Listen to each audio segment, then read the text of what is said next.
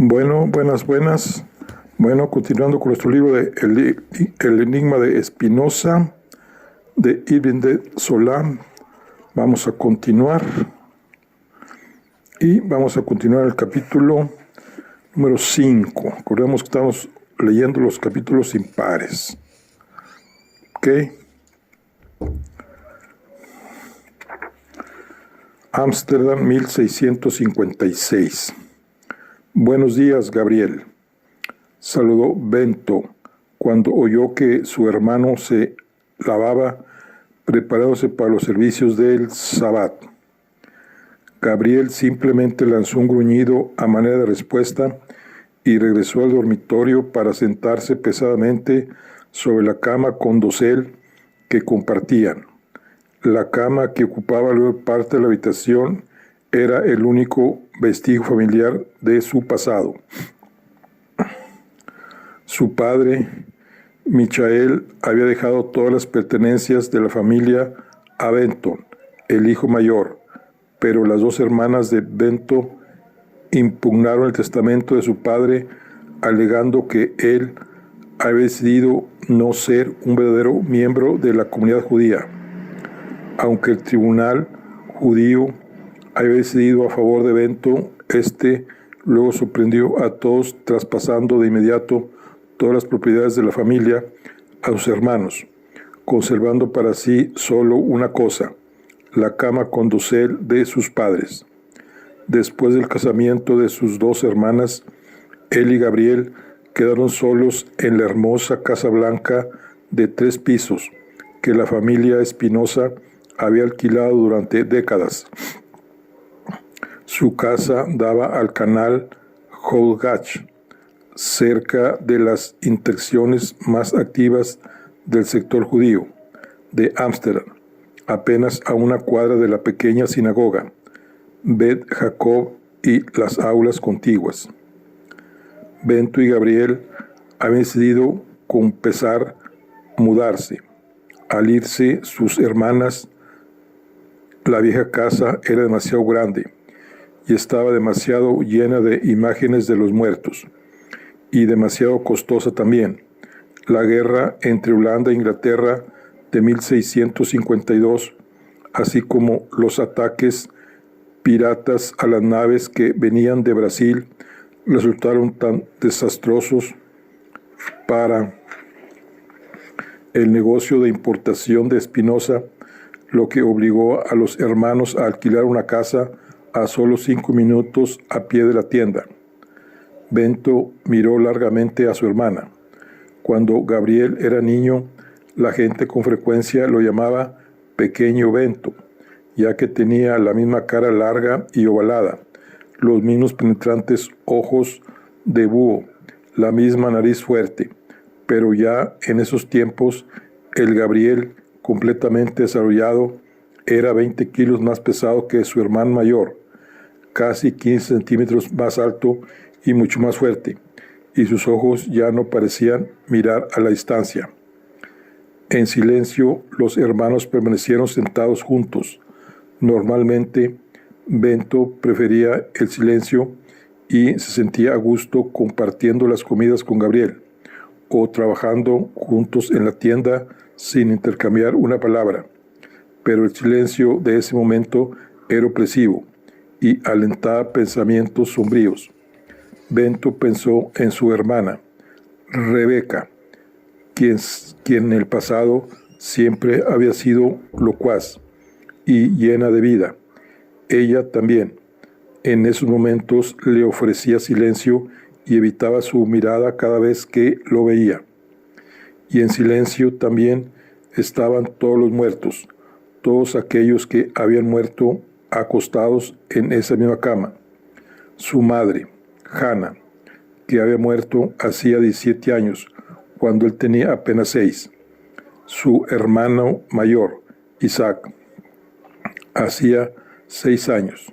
Su madrastra, Esther, hacía 3 años.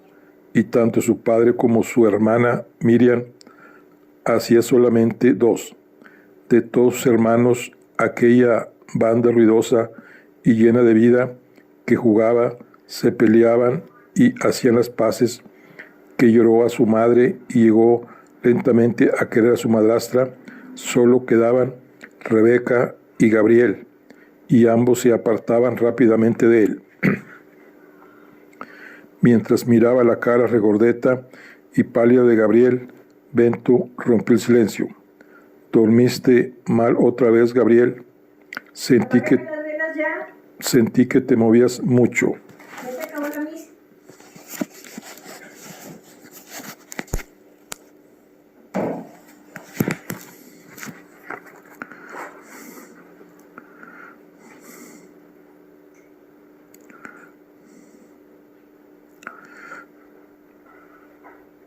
Sí, dormiste mal otra vez, Gabriel.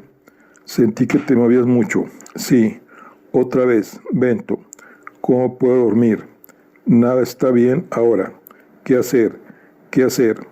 Odio los problemas entre nosotros. Aquí, esta mañana, me he visto formalmente para el Sabbat. El sol brilla por primera vez esta semana. Hay un espléndido cielo azul arriba y deberías sentir alegría, como todo el mundo, como nuestros vecinos a nuestro alrededor. En lugar de ello, debido a mi propio hermano, perdóname, Bento, pero voy a reventar si no hablo. Gracias a ti, mi vida es muy triste. No hay alegría alguna en ir solo a la sinagoga para reunirme con mi propio pueblo para rezarle a mi propio Dios. Lamento lo que me dices, Gabriel. Solo deseo tu felicidad. Las palabras son una cosa, las acciones son otra. ¿Qué acciones?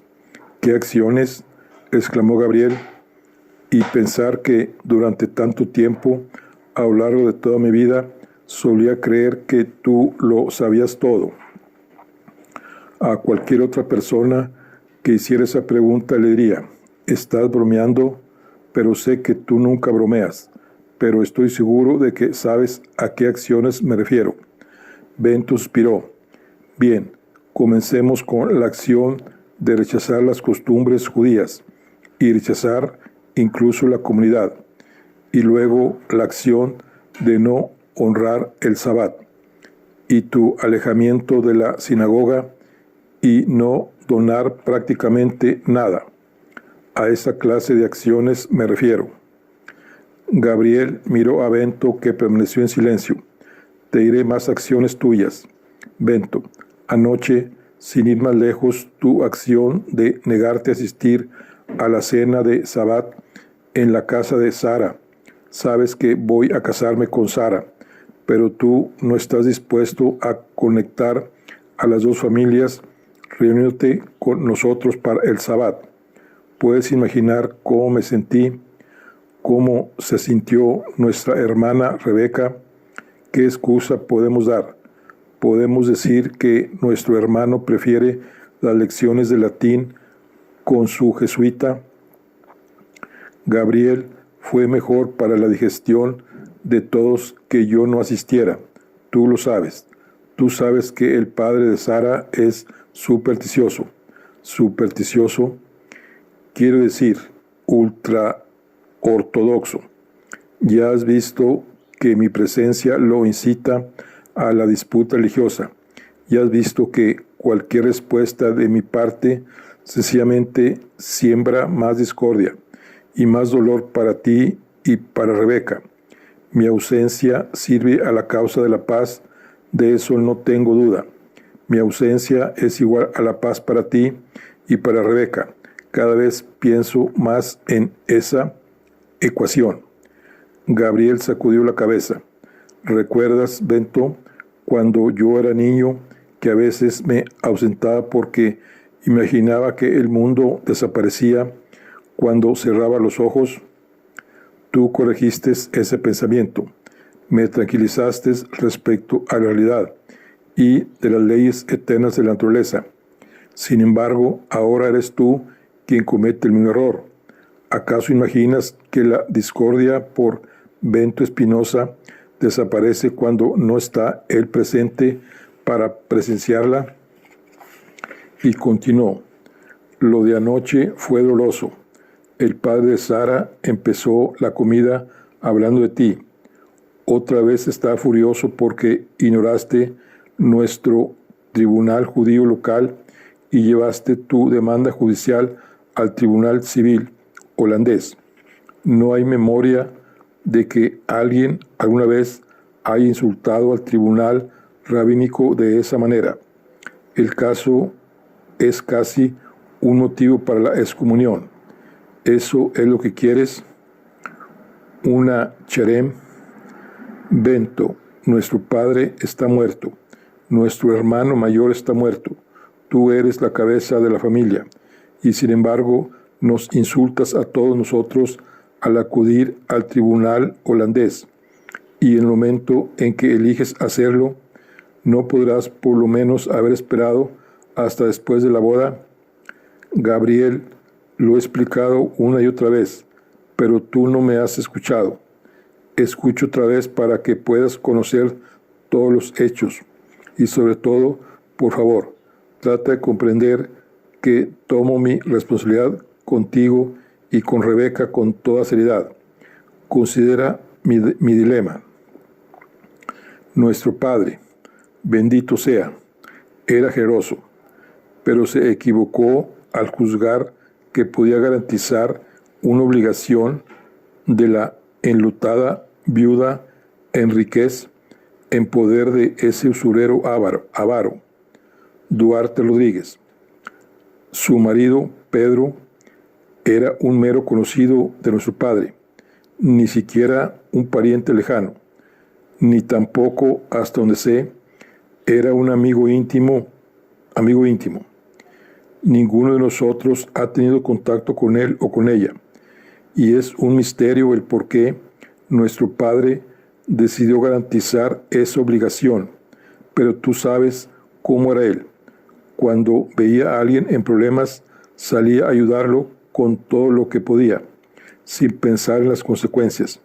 Cuando la viuda y su único hijo murieron el año pasado durante la peste, dejando la deuda sin pagar, Duarte Rodríguez, ese judío piadoso que ocupa la bimá de la sinagoga y ya es dueño de la mitad de las casas en la Jodenbrestrand, intentó transferirnos a nosotros su pérdida, presionando al tribunal rabínico para que exigieran que la empobrecida familia Espinosa pagara la deuda de alguien a quien ninguno de nosotros jamás había conocido.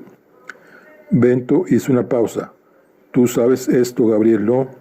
Sí, pero déjame terminar. Gabriel, es importante que sepas esto de manera completa. Algún día tú podrás ser cabeza de la familia. De modo que Rodríguez se presentó en el tribunal judío, un tribunal compuesto por muchos miembros que buscan los favores de Rodríguez, ya que él es un importante donante de la sinagoga. Dime, Gabriel, ¿querría alguno de ellos disgustarlo? Casi de inmediato el tribunal dictaminó que la familia de Espinosa debía asumir la deuda entera, y es una deuda que agotará los recursos de nuestra familia por el resto de nuestros días. Y lo que es peor, también dictaminaron que la herencia que nuestra madre nos dejó debió utilizarse para pagar la deuda de Rodríguez. ¿Me sigues en todo esto, Gabriel? Después de una renuente inclinación de cabeza de su hermano, Espinosa continuó, de modo que hace 3 meses recurrí a la justicia holandesa porque es más razonable. En primer lugar, el nombre de Duarte Rodríguez no tiene ningún valor para ellos, y la ley holandesa dice que la cabeza de la familia debe tener 25 años para asumir la responsabilidad de esa deuda. Dado que yo todavía no he llegado a esa edad, nuestra familia puede salvarse. No tenemos que aceptar las deudas de los bienes de nuestro padre, y lo que es más, podemos recibir el dinero de nuestra madre que nuestra madre nos dejó a nosotros. Y por nosotros quiero decir tú y Rebeca, ya que pienso entregarles toda mi parte a ustedes. Yo no tengo familia y no necesito dinero. Y agregó, Y una última cosa, en cuanto al momento en que lo hice, dado que cumplo 25 años antes de su boda, tenía que actuar ahora. Ahora dime, ¿no puedes ver que actúo con toda responsabilidad respecto de la familia? ¿No valoras la libertad? Si no actúo a tiempo, caeríamos en servidumbre para toda la vida. ¿Tú quieres eso? Prefiero dejar el asunto en las manos de Dios. Tú no tienes derecho de recusar la ley de nuestra comunidad religiosa. Y en cuanto a la servidumbre, la prefiero a la exclusión. Además, el padre de Sara habló de algo más que la demanda judicial. ¿Quieres escuchar qué más dijo? Me parece que quieres decírmelo.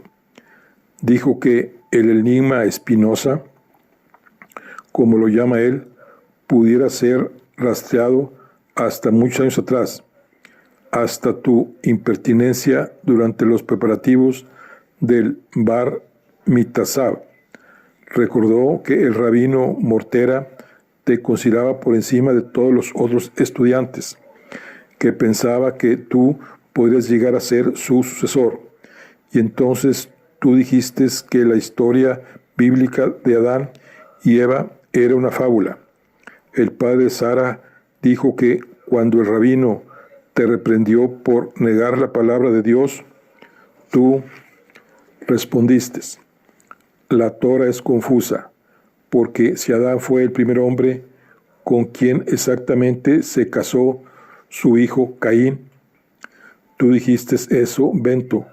¿Es verdad que dijiste que la Torah es confusa? Es verdad que la Torah dice que Adán fue el primer hombre, y es verdad que dice que su hijo Caín se casó. Seguramente tenemos el derecho de hacer la pregunta obvia. Si Adán fuera el primer hombre, entonces, ¿cómo podía haber alguien con quien Caín pudiera casarse? Este asunto, llamado la cuestión de los predamitas, es un tema del que se viene hablando en los estudios bíblicos hace ya más de 1000 años. Así que si me preguntas si se trata de una fábula, debo responder afirmativamente. Es obvio que ese relato es solo una metáfora. Tú dices eso porque no entiendes. ¿Acaso tu sabiduría supera a la de Dios? ¿No sabes que hay razones por las que nosotros no podemos saber ciertas cosas y debemos confiar en nuestros rabinos para que interpreten y aclaren las escrituras? Esa conclusión es maravillosamente conveniente para los rabinos. Gabriel, los profesionales de la religión a lo largo de todos los tiempos siempre han tratado de ser los únicos intérpretes de los misterios. Le resulta muy útil.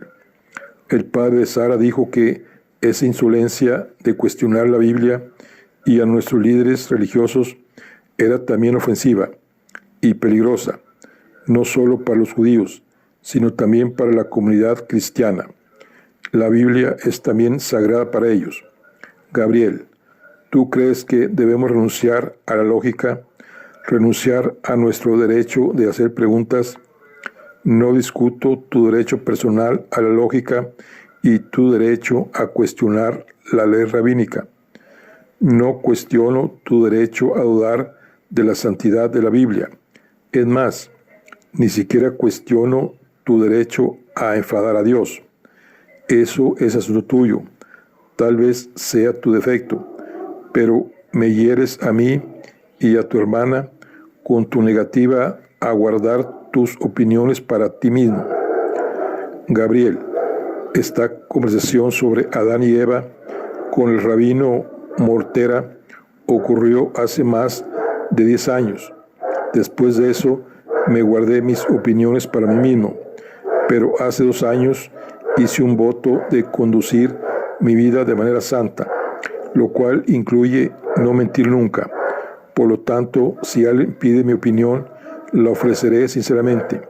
Y esa es la razón por la que me negué a cenar con el padre de Sara. Pero, sobre todo, Gabriel, recuerda que somos almas separadas. Los demás por acá no te confundas, no te confunden conmigo. No te consideran responsable de las aberraciones de tu hermano mayor. Gabriel salió de la habitación sacudiendo la cabeza y hablando entre dientes. Mi hermano mayor habla como un niño.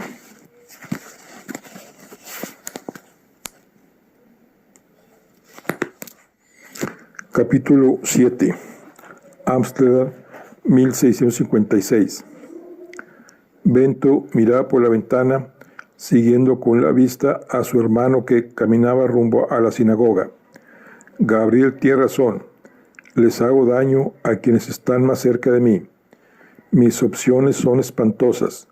O bien me someto a abandonar mi naturaleza más íntima y a frenar mi curiosidad, o bien me resigno a dañar a aquellos que están más cerca de mí. El relato de Gabriel del enojo con él en la cena del Sabbat le trajo a la mente la paternal advertencia de Van den Enden acerca de los peligros cada vez mayores que Benton enfrentaba en la comunidad judía. Meditó sobre algunas estrategias para escapar de esa trampa durante casi una hora antes de ponerse de pie, vestirse, preparar café y salir por la puerta trasera, jarro en mano para dirigirse a la tienda de importaciones y exportaciones Espinosa. Ahí quitó el polvo, barrió la suciedad por la puerta principal hasta la calle y vació en un recipiente un gran saco de fragantes higos secos, una nueva remesa de España. Sentado en su lugar acostumbrado, junto a la ventana, Bento tomaba su café, mordisqueaban unos higos, concentrado en las ensoñaciones que recorría sin freno su mente. Últimamente había estado practicando un modo de meditación por lo que se desconectaba de la corriente de sus pensamientos y observaba su mente como si fuera un espectador que sigue el espectáculo de un teatro. De inmediato apareció en el escenario el rostro de Gabriel, en toda su tristeza y confusión, pero Bento había aprendido a bajar el telón y pasar al acto siguiente. Pronto se hizo presente Van den Enden. Elogió los progresos de Bento en latín, mientras lo tomaba suavemente por el hombro de una manera paternal. Ese contacto le gustaba la sensación que producía.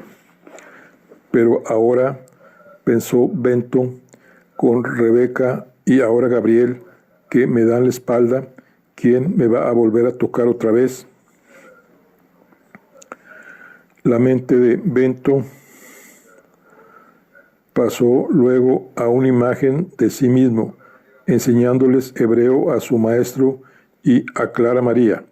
Sonreía mientras hacía ejercitar a sus dos estudiantes como si fueran niños, con el Aleph, Bet, Gimel, y se sonrió aún más ante la visión de la pequeña Clara María, quien a su vez le enseñó a él las letras griegas, alfa, beta, gamma. Advirtió lo brillante y casi luminosa que era la imagen de Clara María. Clara María, esa aparición de 13 años con la espalda jorobada, esa mujer niña cuya sonrisa pícara desmentía su pretendida imagen de maestro maduro y severo. Un pensamiento suelto flotaba en esa atmósfera. Lástima que no sea un poco mayor. Para el mediodía, su larga meditación fue interrumpida por un movimiento al otro lado de la ventana. A la distancia vio a Jacobo y a Franco conversando mientras se dirigían a su tienda.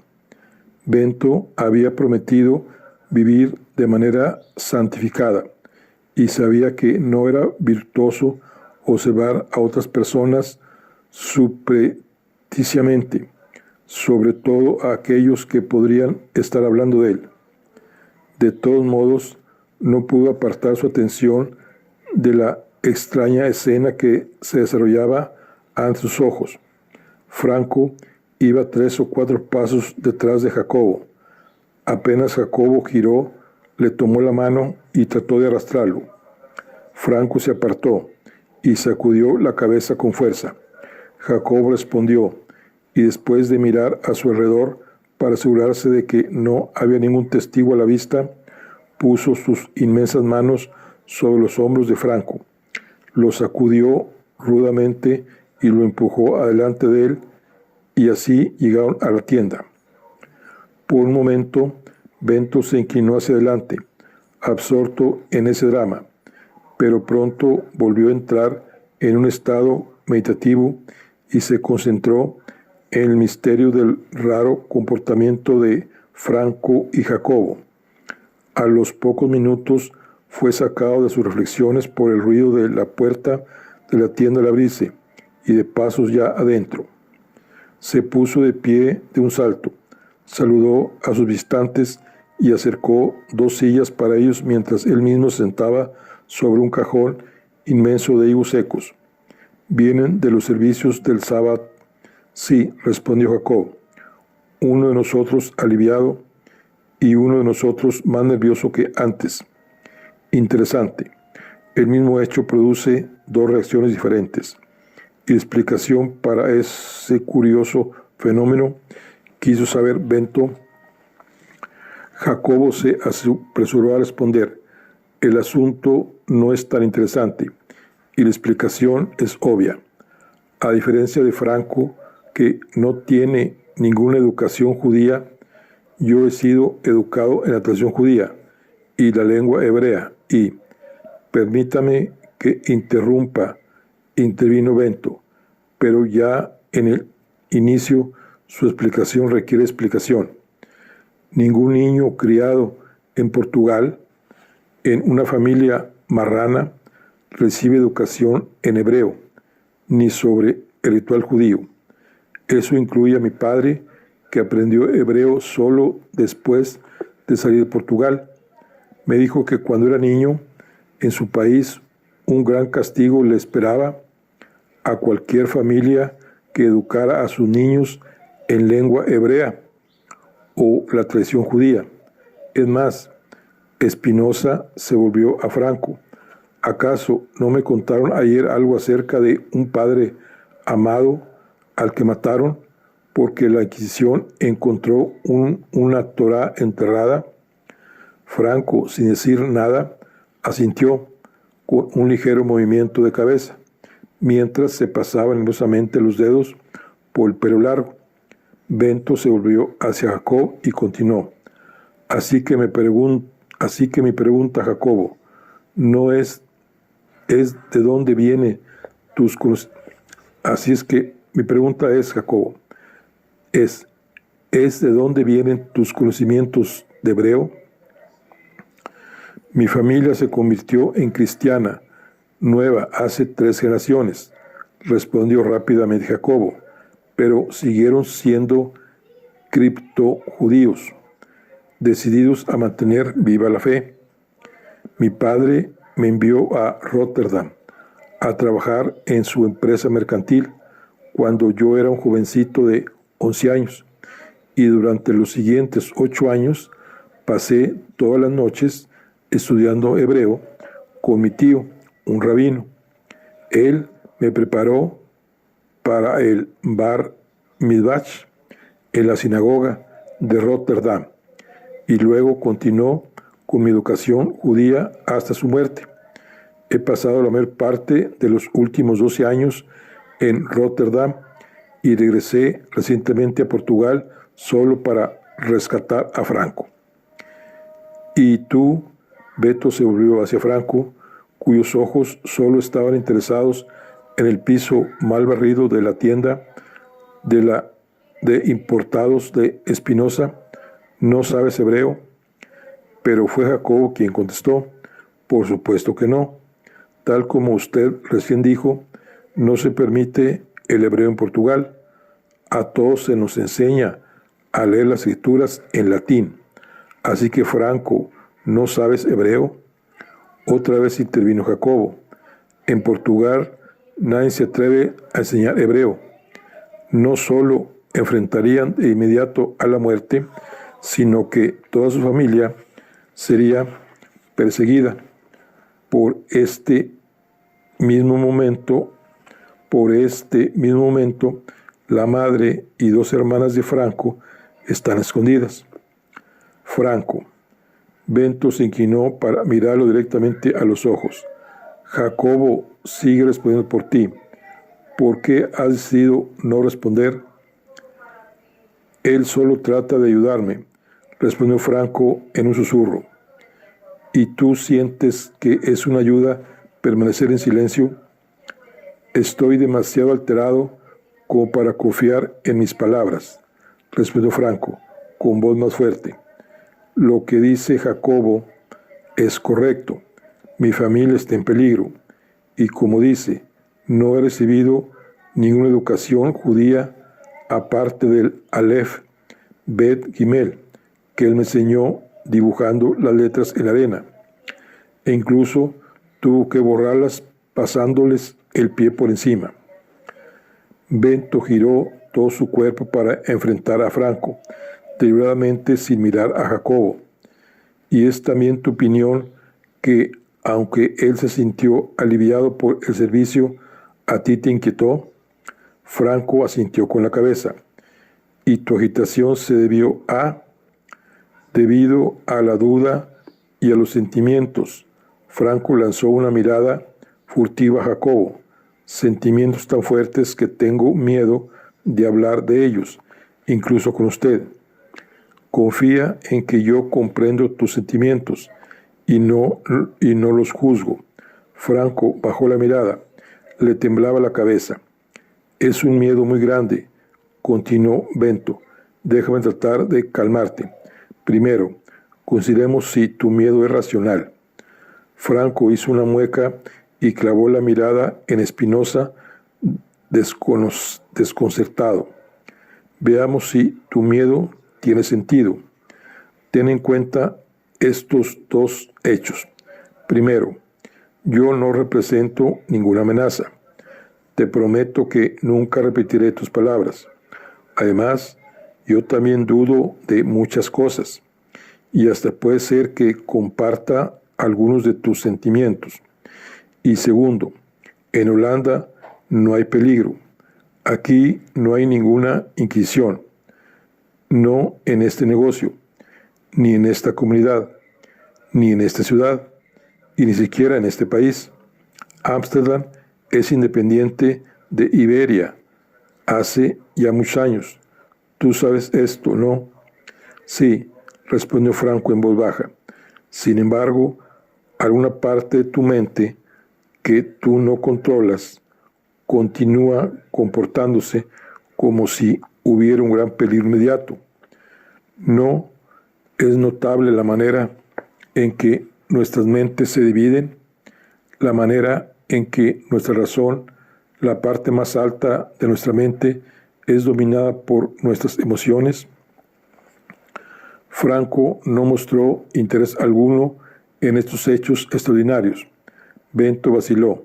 Sentía tanto una creciente impaciencia como un sentido de misión a cumplir, casi de un deber. Pero, ¿cómo seguir? Estaba esperando demasiado, y demasiado pronto de Franco. Recordó las muchas ocasiones en que la razón le falló para calmar sus propios miedos.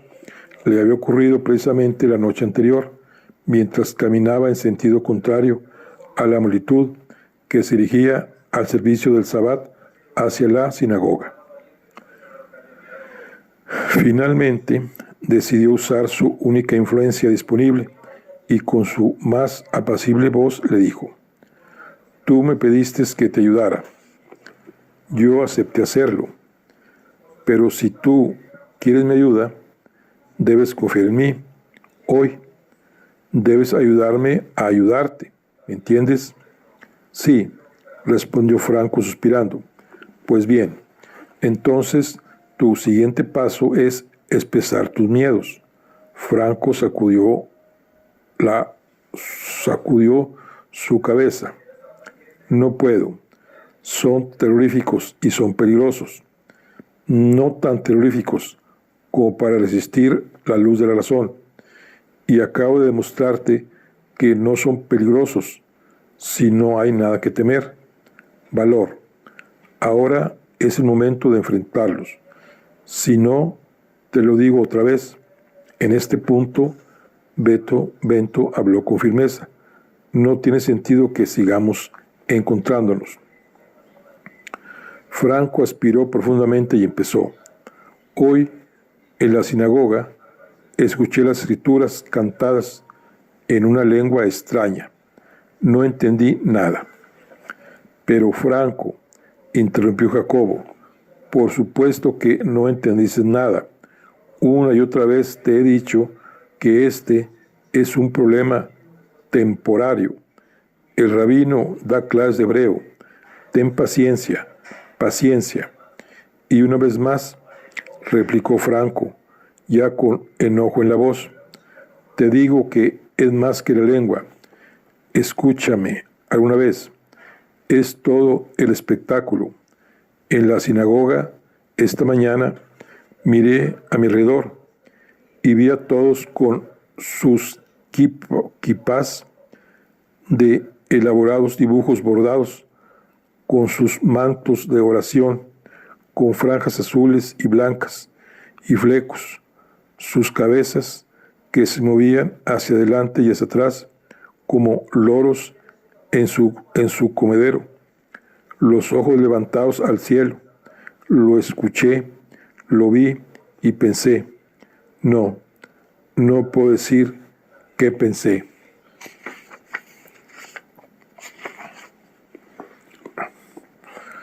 Dilo, Franco, le alentó Jacobo. Apenas ayer me dijiste que este era el maestro que buscas. Franco cerró los ojos. Pensé, ¿cuál es la diferencia entre esto y el espectáculo? No voy a decir lo que realmente pensé.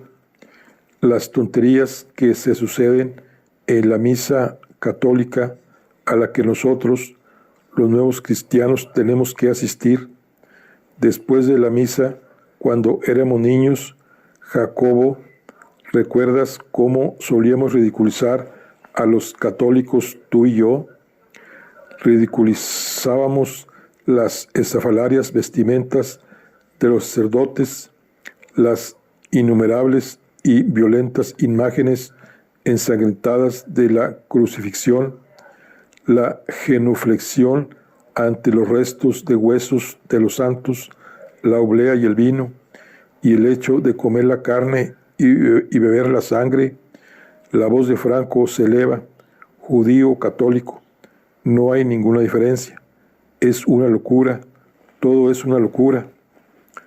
Jacobo se puso la kipá en la cabeza, puso su mano sobre ella y cantó en voz baja una oración en hebreo.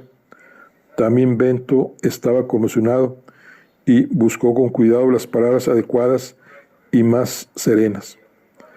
Tener esos pensamientos y creer que eres el único, sentirte solo en tu duda, eso debe ser aterrador. Franco no se detuvo. Hay algo más, otro pensamiento más terrible. No dejo de pensar que mi padre sacrificó su vida por esta locura. Por esta locura nos puso en peligro a todos nosotros, a mí, a sus propios padres, a mi madre, a mi hermano, a mis hermanas. Jacobo no pudo contenerse. Dio un paso para acercarse e inclinó su enorme cabeza sobre el oído de Franco para decirle, no sin dulzura, tal vez el padre sabe más que el hijo. Franco sacudió la cabeza, abrió la boca, pero entonces no dijo nada. Y piensa, además, continuó Jacobo, que tus palabras hacen que la muerte de tu padre carezca de sentido. Pensar esas cosas realmente hace que su muerte sea una muerte desperdiciada. Él murió para mantener la fe sagrada para ti. Franco se mostró dolido e inclinó la cabeza.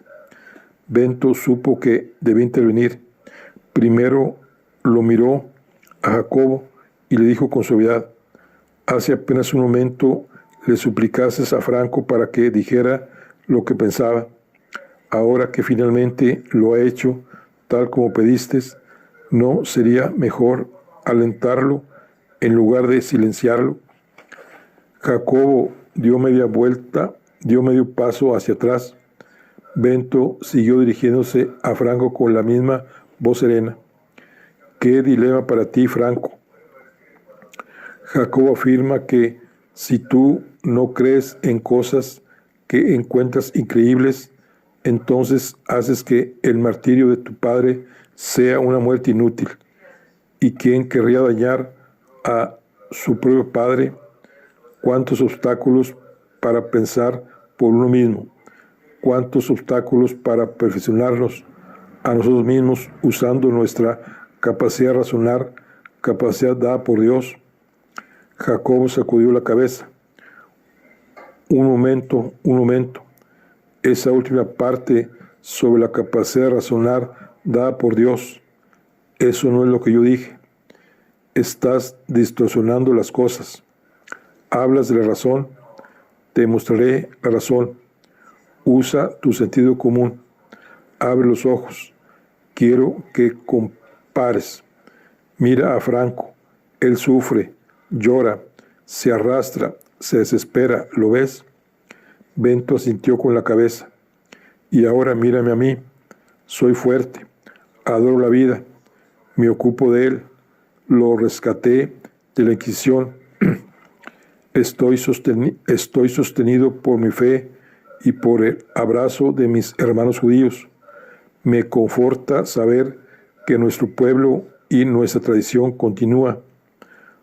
Compáranos a nosotros dos con tu valiosa razón y dime, hombre sabio, ¿a dónde te lleva la razón? Las ideas falsas brindan una falsa y frágil comodidad, pensó Bento, pero no dijo nada. Jacobo insistió todavía más. Y aplica eso a ti también erudito. ¿Qué somos nosotros? ¿Qué somos nosotros? ¿Qué eres tú sin nuestra comunidad, sin nuestra tradición? ¿Puedes vivir vagando solo por la tierra? Me contaron que no tienes esposa. ¿Qué clase de vida puedes tener sin tu pueblo, sin familia, sin Dios? Bento, que siempre evitaba el conflicto, se sintió afectado por la inactiva de Jacobo. Jacobo se volvió hacia Franco y suavizó la voz. Te sentirás sostenido como me siento yo cuando conozcas las palabras y las oraciones, cuando comprendas lo que las cosas quieren decir. Con eso sí estoy de acuerdo, intervino Bento, tratando de aplacar a Jacobo con la mirada ceñudo.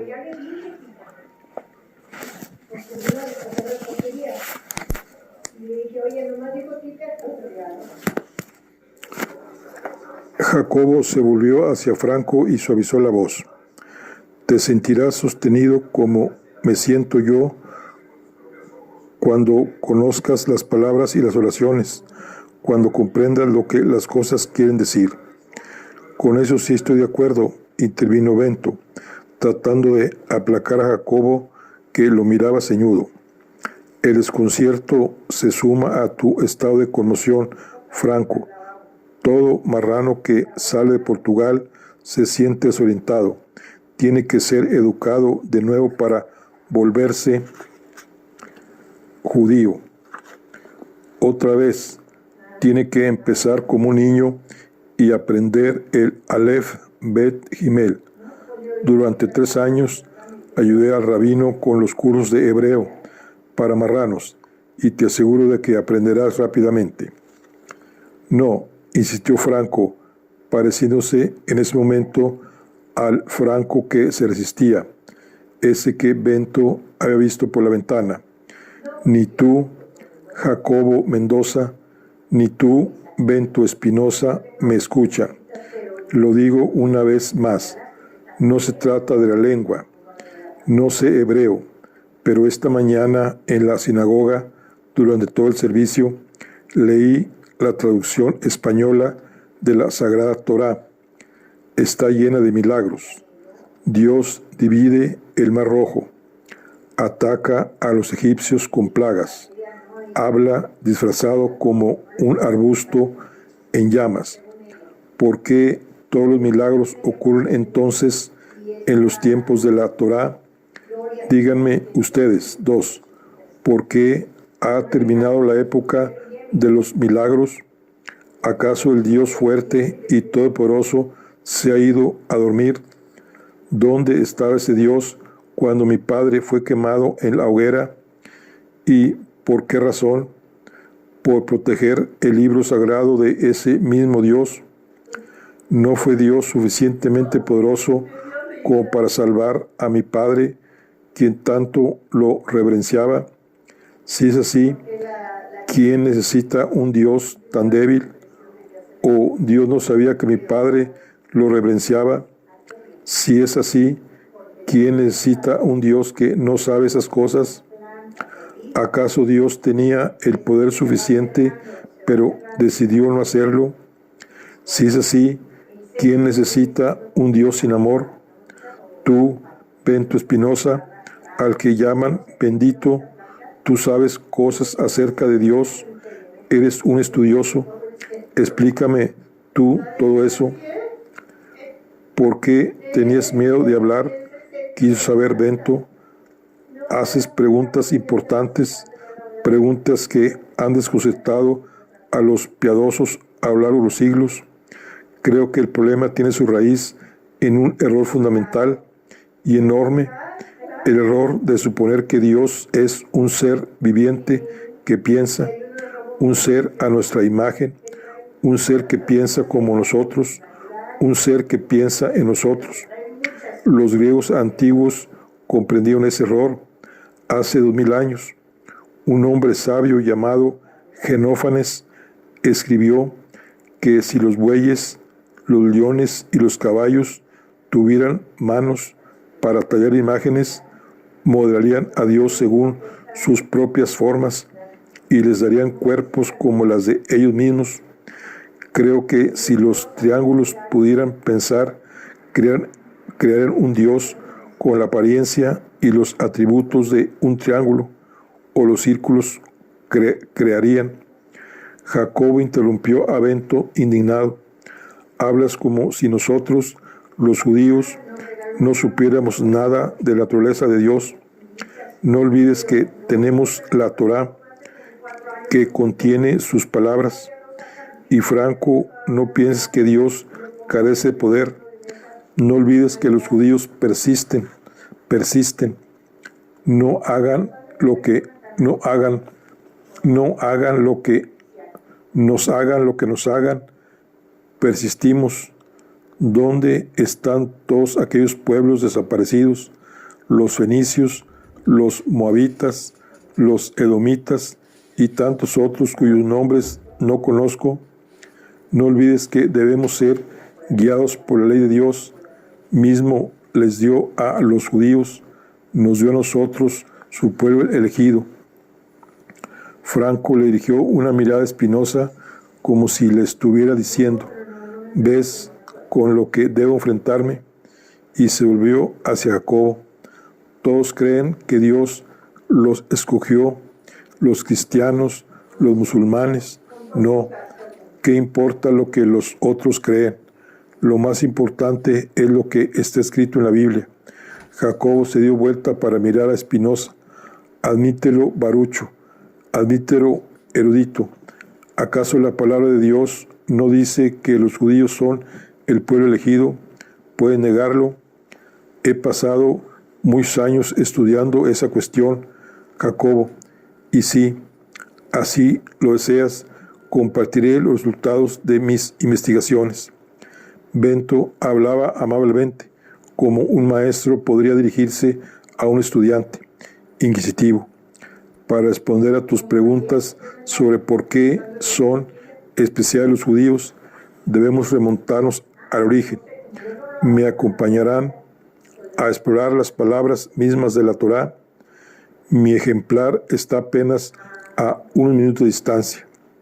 Ambos asintieron moviendo la cabeza, intercambiaron miradas y se pusieron de pie para seguir a Bento, quien prolijamente puso cada silla otra vez en su lugar y cerró con llave la puerta principal de la tienda antes de guiarlos hasta su casa.